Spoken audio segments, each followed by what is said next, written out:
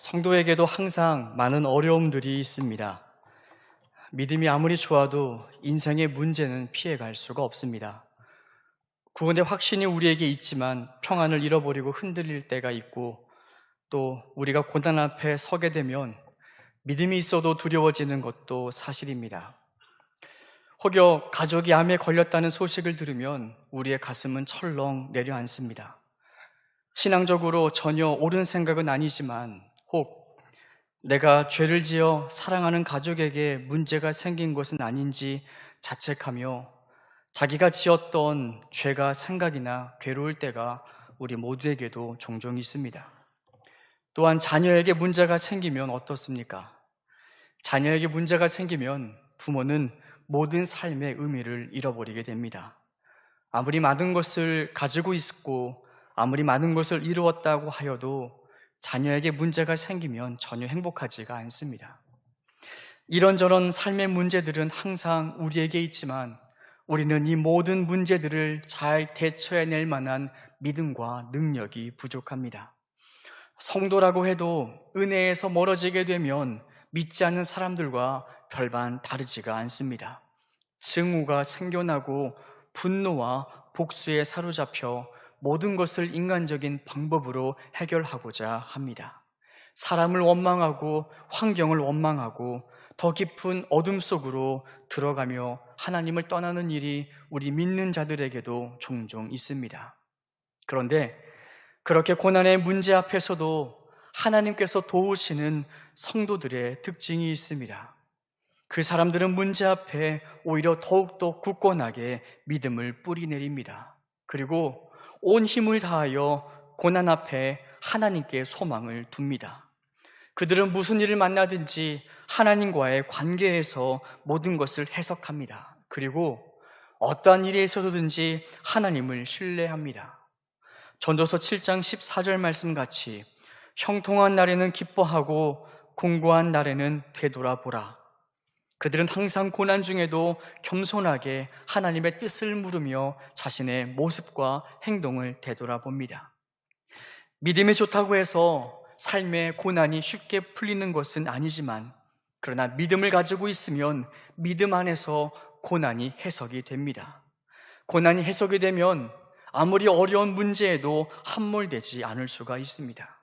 비록 그 사람에게는 하나님이 함께 하신다는 증거가 보이지 않고, 그리고 하나님의 위로하심이 마음속에 들리지가 않아도, 그러나 그의 마음 가운데는 하나님이 지금 나와 함께 하신다는 분명한 확신이 생겨납니다. 목회자는 아무래도 성도들의 이런저런 어려운 이야기를 듣게 됩니다. 어떤 때는 성도의 문제가 너무나 크고 버거워서 도대체 신앙으로 내가 무슨 위로를 할 수 있을까 고민이 되고 염려가 될 때도 있습니다. 섣불리 위로할 수 없는 이야기를 들을 때도 있습니다. 그런데 그런 절망적인 상황 속에서도 오히려 목회자에게 위로를 주는 성도들이 있습니다. 그런 이야기를 들으면서도 마음속에 됐다, 이분은 살아난다, 이런 확신이 들 때가 있습니다. 그 큰 어려움들을 눈물로 이야기하면서도 그 성도의 눈망울은 오히려 초롱초롱 빛이 납니다.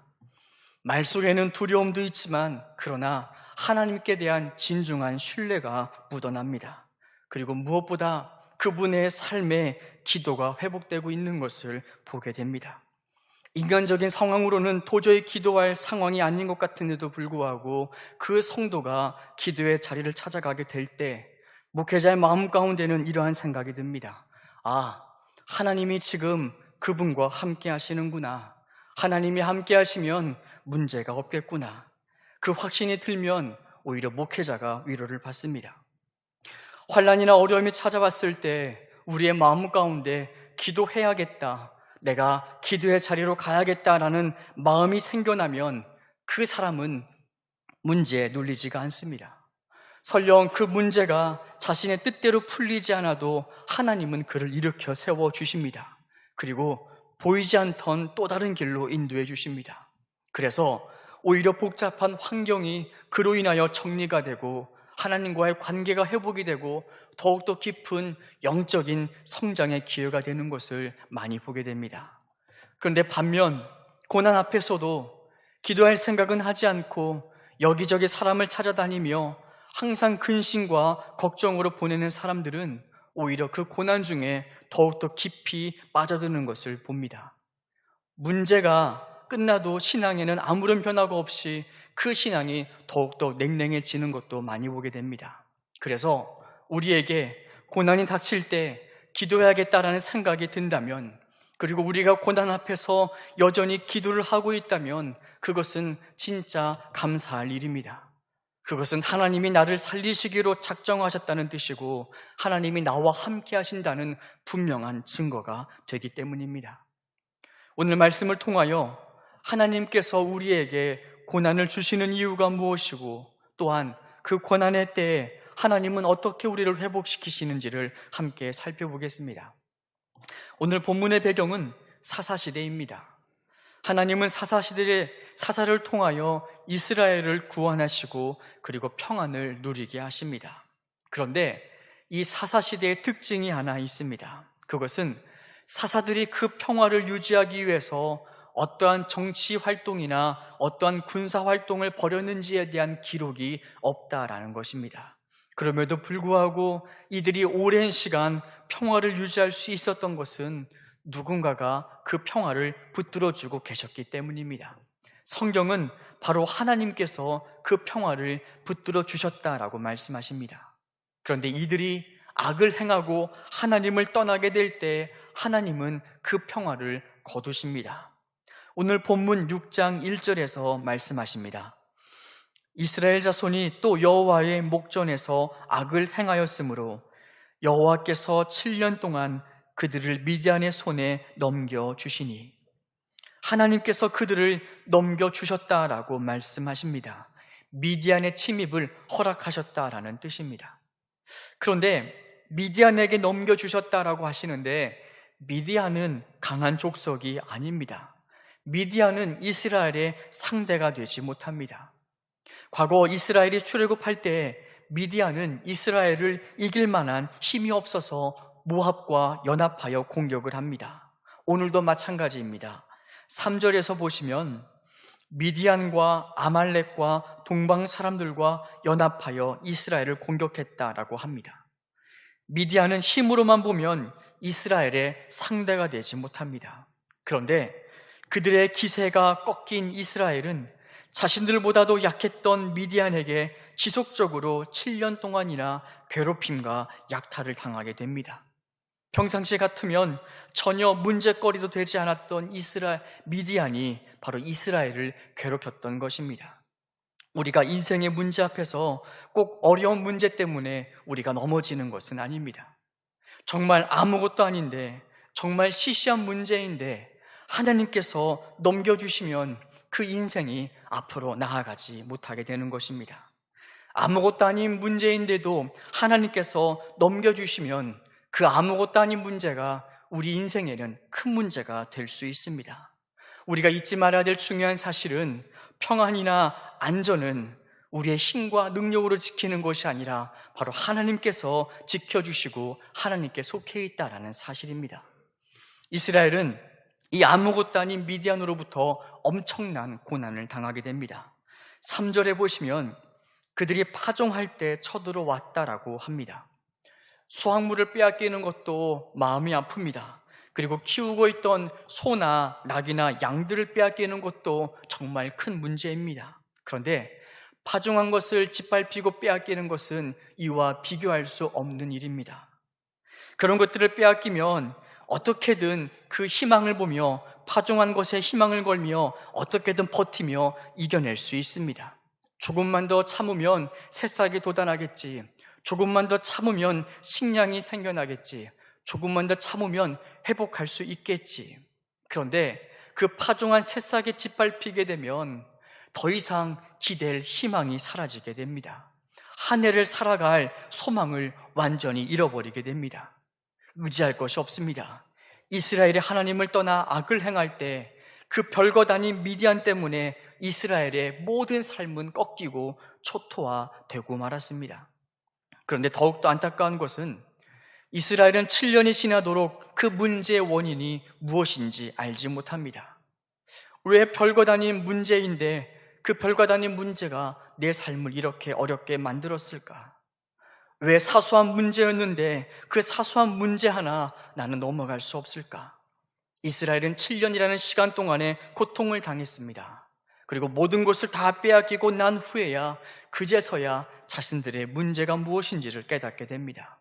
그들의 문제는 하나님을 떠나 있었다는 사실을 그들이 깨닫게 된 것입니다. 죄가 무서운 이유가 있습니다. 죄를 지으면 하나님과 관계가 멀어지게 됩니다. 처음에는 아주 조금만 하나님을 떠나 있으니 언제든 하나님께 돌아갈 수 있을 거라 생각합니다. 그런데 죄가 들어와 하나님과 관계가 멀어지게 되면은 옳고 그름을 판단할 기준이 사라지게 됩니다. 기준이 우리의 삶에 사라지게 되면은 죄를 분별할 수 있는 분별력이 사라지고, 분별력이 사라지게 되면 더 이상 죄를 죄로 여기지 않습니다. 그러다가 죄가 습관화되는 것입니다. 죄가 습관화되어 죽을 지경에 이르러서야, 모든 것을 다 빼앗기고 나서야 그 별것 아닌 미디안 때문에 자신의 삶이 초토화되었다는 것을 뒤늦게야 깨닫고 후회하게 됩니다. 이스라엘 백성들의 삶이 그러했습니다. 죄로 인해 모든 것을 다 빼앗기고 난 후에야 내가 하나님을 떠나 있었구나를 깨닫게 됩니다. 이스라엘 백성들에게 더 이상 의지할 것이 남아있지 않자 그들은 하나님을 그제서야 생각합니다. 6절 말씀입니다. 이스라엘이 미디안으로 말미암아 궁핍함이 심한지라 이에 이스라엘 자손이 여호와께 부르짖었더라. 그리고 7절 말씀입니다. 이스라엘 자손이 미디안으로 말미암아 여호와께 부르짖었으므로. 한 가지 우리가 주목해서 볼 표현은 미디안으로 말미암아 여호와께 부르짖었다라는 표현입니다. 기도는 하나님과의 관계입니다. 오랫동안 하나님과의 관계가 막혀 있었는데 바로 그 관계가 고난으로 말미암아 회복이 되었다고 하십니다. 이 말씀이 우리에게 주는 중요한 교훈이 있습니다. 왜 하나님이 우리에게 고난을 허락하실까요? 왜 극복할 수 있는 고난임에도 불구하고 그 고난을 넘지 못하고 우리가 삶이 빙빙 돌아가는 것일까요? 하나님께서 우리에게 고난을 허락하시는 이유는 바로 기도하라라는 말씀 때문입니다. 고난은 기도하라라는 하나님의 부르심입니다. 우리 인생 가운데 고난이 닥치는 이유는 매우 다양합니다. 우리의 죄 때문일 수 있고 우리의 죄가 아닐 수도 있습니다.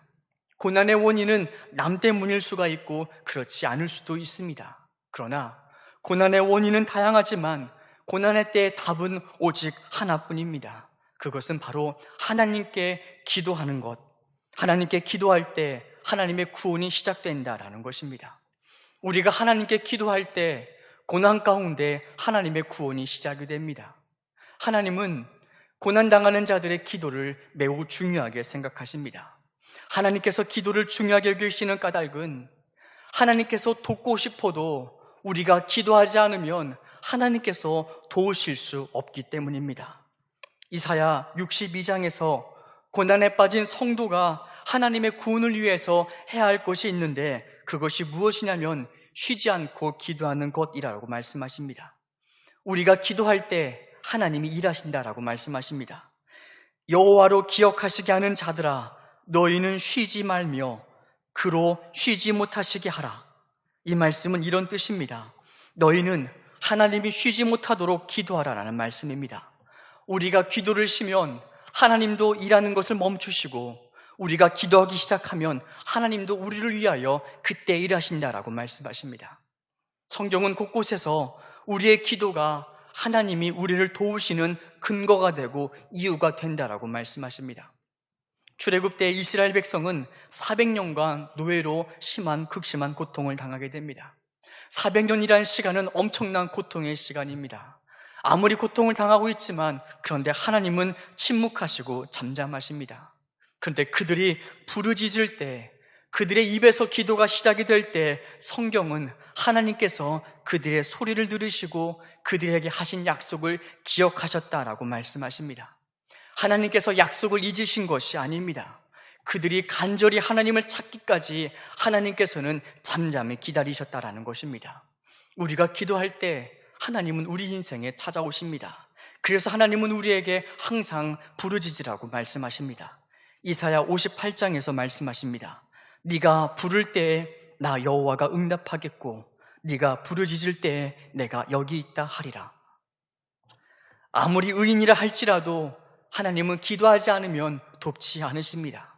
그러나 반대로 아무리 큰 죄인이라 할지라도 그가 전심으로 하나님의 도우심을 기다리고 갈망하면 하나님은 그 큰 죄인의 기도도 들으십니다. 절대 외면하지 않으십니다. 가인은 동생 아벨을 죽이는 끔찍한 살인죄를 저지릅니다. 그 죄는 너무나 잔인했습니다. 하나님께서 회개할 기회를 주셨지만 가인은 그 회개할 기회를 놓쳐버리고 큰 죄를 저지르게 됩니다. 그런데 그가 하나님께 심판을 받아 인생의 고난이 닥쳤을 때, 삶의 짐이 너무나 버거울 때 가인이 하나님께 간구합니다. 주여, 내 죄짐을 지기가 너무나 무거우니이다. 사람들이 나를 죽일까 두렵습니다. 가인은 하나님께 사랑을 받을 만한 어떠한 의도, 공로도 없었지만 그러다 그가 하나님께 전심으로 기도할 때 하나님은 그 큰 죄인 가인의 기도를 들으시고 그를 구원하기 시작하십니다. 오늘 본문도 마찬가지입니다. 이스라엘은 하나님께 40년 동안 죄를 범합니다. 하나님께서 오랫동안 참아주셨지만 그들은 깨닫지 못하고 결국 미디안으로 말미암아 삶이 초토화되게 됩니다. 그들에게는 하나님께 구원을 입을 만한 어떠한 의도, 어떠한 근거도, 어떠한 공로도 없었지만 그러나 한 가지 사실은 그들이 하나님을 찾을 때 하나님이 아무런 조건 없이 그들을 구원하기 시작하셨다라는 것입니다. 세상은 우리가 죄로 인해 고통당할 때 그것이 당연한 결과라고 합니다. 그것이 마땅한 죄의 대가라고 합니다. 죄를 짓고 신음할 때 죄의 대가로 상한 갈대를 꺾어버리고 꺼져가는 등불을 꺼버리는 것이 세상의 이치입니다. 그런데 하나님은 그렇게 하지 아니하십니다. 하나님은 아무리 죄가 많고 아무리 못났어도 하나님을 찾는 자들을 긍휼히 여기십니다. 그래서 하나님을 찾는 자들은 상한 갈대도 꺾지 아니하시고 아무리 꺼져가는 초라한 인생의 등불이라도 끄지 아니하시고 그를 구원하시는 것이 바로 그 크신 하나님의 긍휼과 사랑입니다. 이것이 우리가 기도해야 될 이유입니다. 모든 고난의 회복의 시작은 기도에서부터 비롯됩니다. 기도하면 하나님이 도우시고 기도하지 아니하시면 아무리 의인이라도 돕지 않으신다라는 것입니다. 특별히 하나님께서 우리에게 부르짖으라고 말씀하시는 까닭이 있습니다. 하나님께서 우리에게 부르짖으라고 말씀하시는 이유는 하나님이 멀리 계셔서가 아닙니다. 또한 하나님이 귀가 어두워 듣지 못하시는 것도 아닙니다. 기도의 능력은 큰 소리에 있는 것이 아닙니다. 그럼에도 불구하고 하나님께서 우리에게 부르짖으라고 말씀하시는 까닭은 그 사람의 마음이 하나님을 향하여 진심으로 향해 있지 않고 하나님을 향하여 집중하고 간절함이 생겨나지 않으면 그 사람의 기도는 부르짖을 수가 없기 때문입니다. 부르짖는 자들의 기도의 특징은 그가 전심으로 하나님께 집중하고 있다는 것입니다. 모든 사람의 기도를 하나님은 들으십니다. 그런데 모든 사람의 기도가 응답되는 것은 아닙니다. 오직 하나님께 마음을 쏟고 전심으로 온 마음을 다하여 집중하여 드린 그 기도가 하나님의 마음을 움직이고 우리의 삶의 응답이 됩니다. 아직 의지할 것이 남아있고 마음속에 다른 수가 남아있는 사람은 기도를 하긴 해도 전심으로 기도할 수 없습니다. 그들은 기도를 해도 부르짖고 기도하지 않습니다. 그런데 내 인생의 문제가 더 이상 하나님이 아니고서는 해결할 수 없음을 깨달았을 때, 내가 하나님이 아니고서는 도저히 살아날 가망성이 없을 때 그 사람은 잠잠히 기도할 수 없습니다. 하나님께 온 마음을 집중하여서 부르짖는 기도, 애통하는 기도가 그의 입에서 시작이 됩니다. 이것이 심령이 가난한 자의 기도이고 애통하는 자의 기도입니다. 하나님은 부르짖는 자의 심정을 보시고 그 사람의 기도를 응답하십니다. 사무엘의 어머니 한나가 있었습니다. 그 한나의 인생의 문제는 단순하게 보면 아이를 낳지 못한다는 것이 그녀의 문제였었습니다. 그런데 이 단순한 하나의 문제는 여러 가지 삶의 문제로 파생이 됩니다. 아이를 낳지 못한다는 것에 대한 스스로에 대한 자책감이, 자괴감이 생겨납니다. 또한 남편에 대한 서운함이 생겨납니다. 또한 남편의 또 다른 아내였던 분인나에 대한 열등감과 패배감과 분노가 그녀의 마음을 사로잡습니다. 그녀의 인생에 기쁜 날이 하루도 없습니다. 그렇게 수많은 문제에 얽혀서 절망과 고통으로 살던 그녀가 수많은 시행착오 끝에 하나님께 나아가기로 결심을 합니다. 하나님을 만나야 이 문제가 끝날 거라고 그녀가 생각을 하게 된 것입니다. 인생의 고난의 문제는 다양하지만 그녀는 그제서야 고난의 근본을, 고난의 상황을 정확하게 간파합니다. 그 문제는 그녀의 잘못이 아니었습니다. 다른 사람의 잘못도 아닙니다. 성경은 이렇게 말씀하십니다. 여호와께서 그에게 임신하지 못하게 하심으로. 한나는 이 문제가 하나님께 비롯된 것인지를 알지 못했지만, 그러나 이 고난을 끝내기 위해서 하나님께 나아가야 한다라는 그 분명한 사실 하나를 깨닫습니다. 그 인생의 문제 속에 하나님의 뜻이 담겨 있다는 것을 그녀가 알게 됩니다. 그 문제를 가지고 나에게 나오라라는 하나님의 메시지였음을 그녀가 알게 된 것입니다. 고난의 문제는 우리는 알 수 없지만, 그러나 고난에 대한 대답은 항상 하나님께 있습니다. 한나는 자식을 낳지 못하는 자신의 문제를 하나님께 내어놓고 통곡합니다. 맨 처음에는 그 문제가 서러움이었고 서글픔이었고 슬픔, 애통이었습니다. 그런데 한나가 기도할수록 그녀의 마음을 채운 것은 서러움이 아닙니다. 한나가 오랫동안 중심을 다해 기도할수록 그녀의 마음을 채운 것은 바로 하나님이었습니다.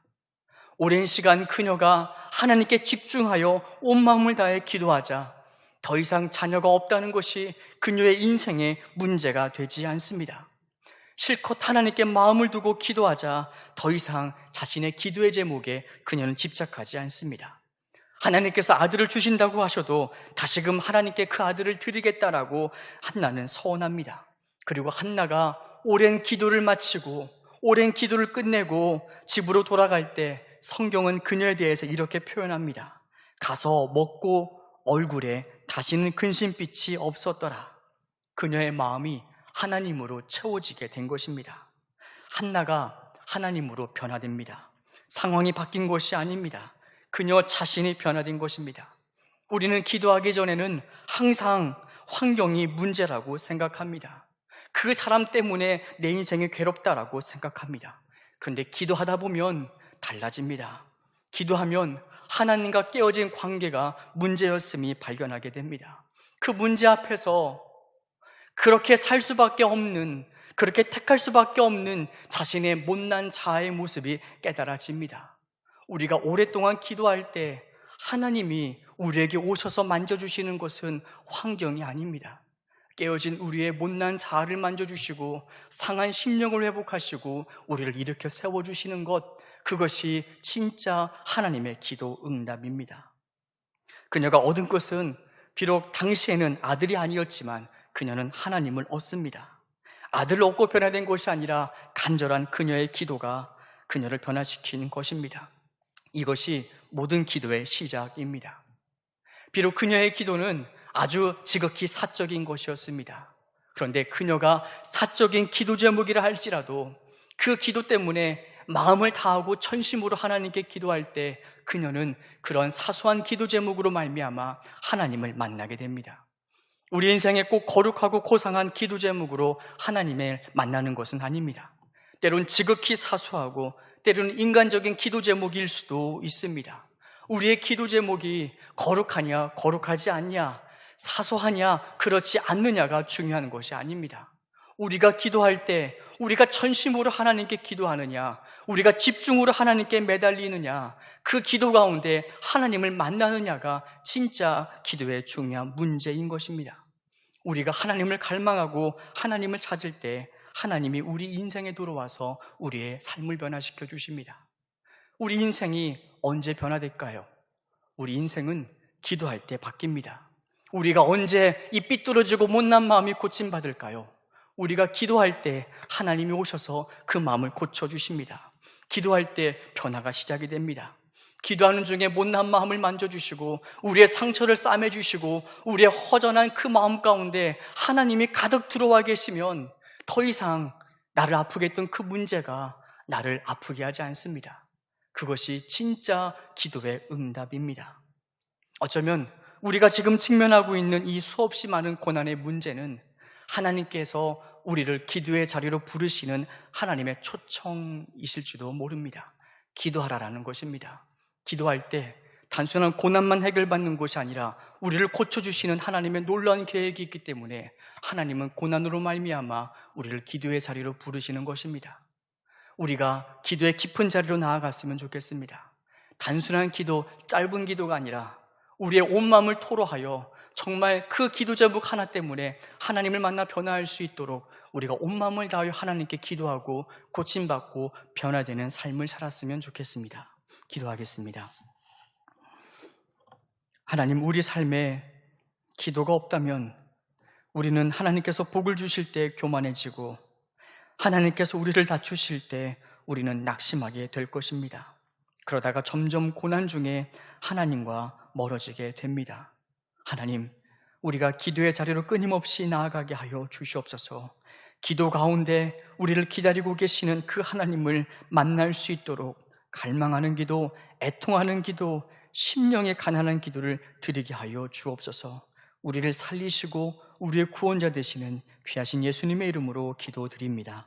아멘.